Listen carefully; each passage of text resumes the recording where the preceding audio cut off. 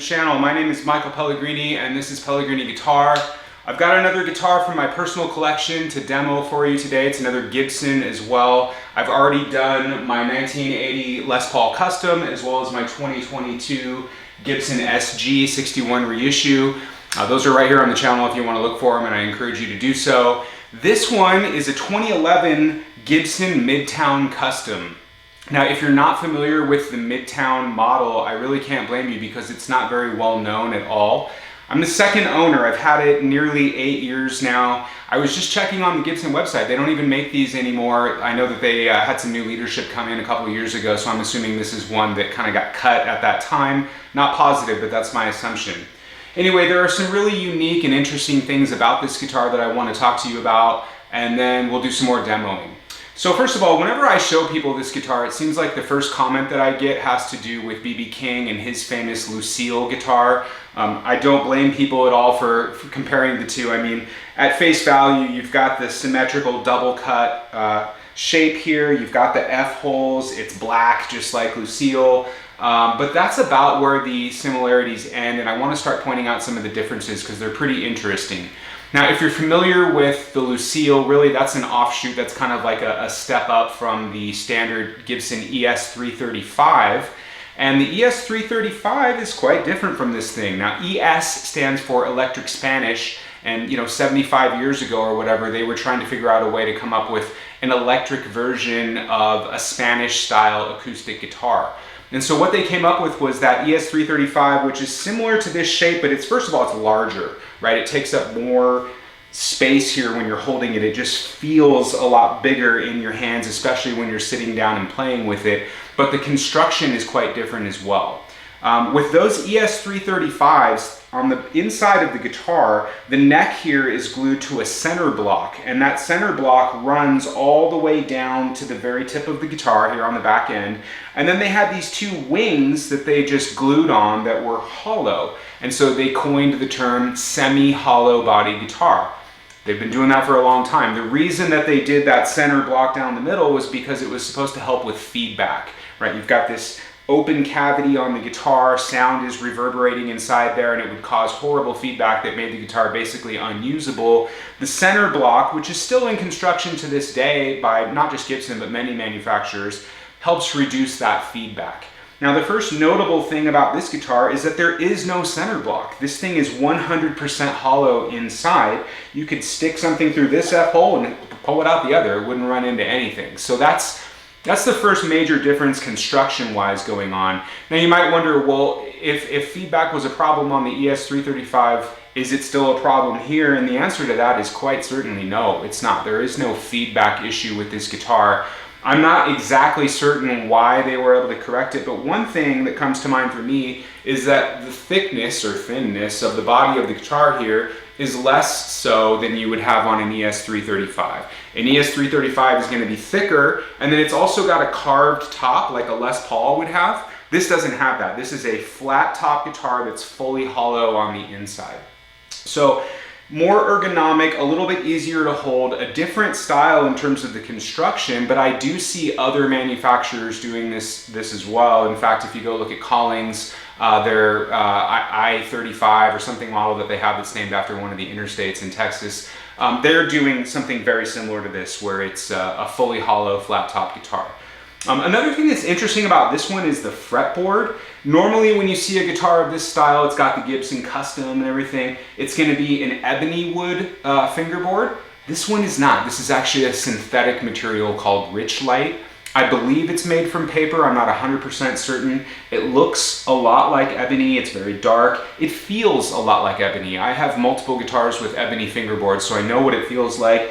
And to be honest with you, this is the most I've thought about the Richlite fretboard in years because it really doesn't feel any different from ebony. I don't get any tonal differences from it either. It's just kind of a conscientious, earth-conscious way of saving wood and using other materials for the guitar, and I'm all for it. I mean, especially if a major brand like Gibson is doing something like that, I'd love to see them continue it. I really don't see any downsides. I know Godin Guitars up in Canada is using Richlite quite a bit as well, but I'm not sure who else is. So if you've got more intel on that, feel free to leave some comments for me.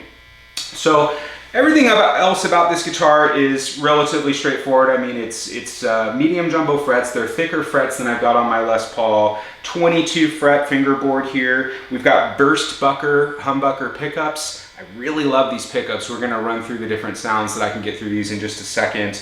Just a standard 3-way switch, 2 volumes, 2 tones, you know, pretty standard stuff. Coming in here on Sunshine of Your Love, I had that kind of classic Clapton woman tone where you're on the bridge pickup and you've got the tone rolled all the way off. I don't generally play with that sound, but I wanted to do it, you know, for that song. So let's get back to some kind of standard settings. I'm going to start here on the neck pickup, the neck humbucker, and we'll just run through some different tones that we can get out of this thing. So I'll start with nice and clean.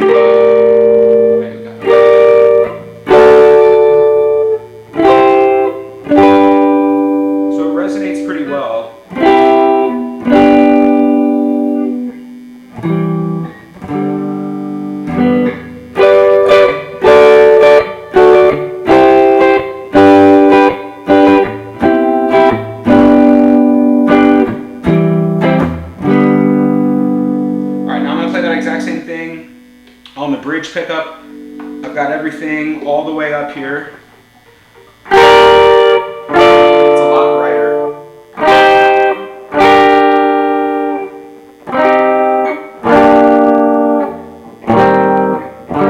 Same chords in a minor tonality compared to the major one that I was just doing. So it's pretty bright on a clean sound. I probably wouldn't use that sound for clean, but it does come in handy when we get to the drive section. Let's go clean on both pickups together here. Go back to the major chords. So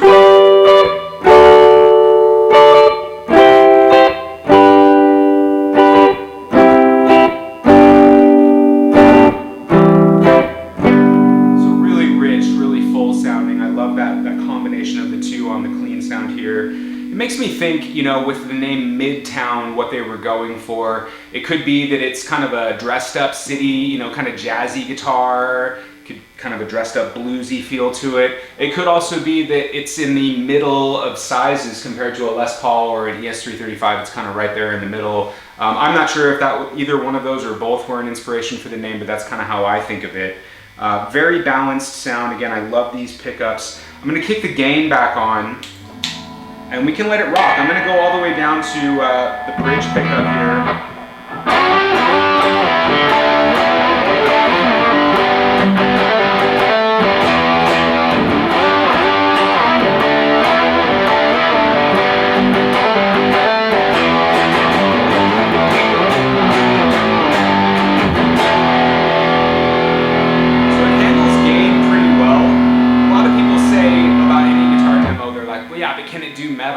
And I honestly think that this one kind of can do metal. I mean, it's certainly not a traditional metal body shape, but as far as its ability to handle gain,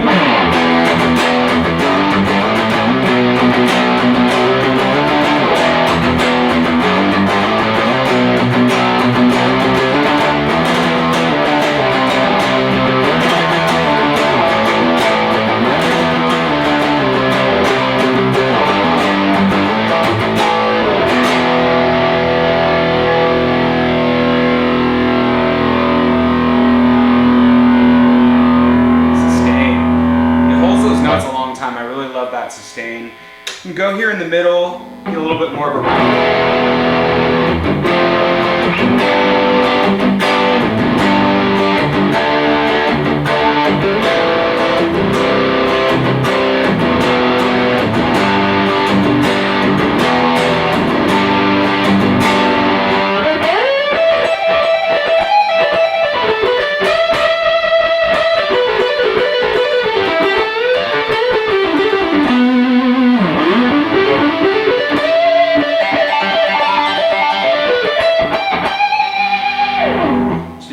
gain really well. If we want to go up here, we can keep it on the gain. We're on the neck pickup now. We can roll it down a little and just get kind of a nice... Put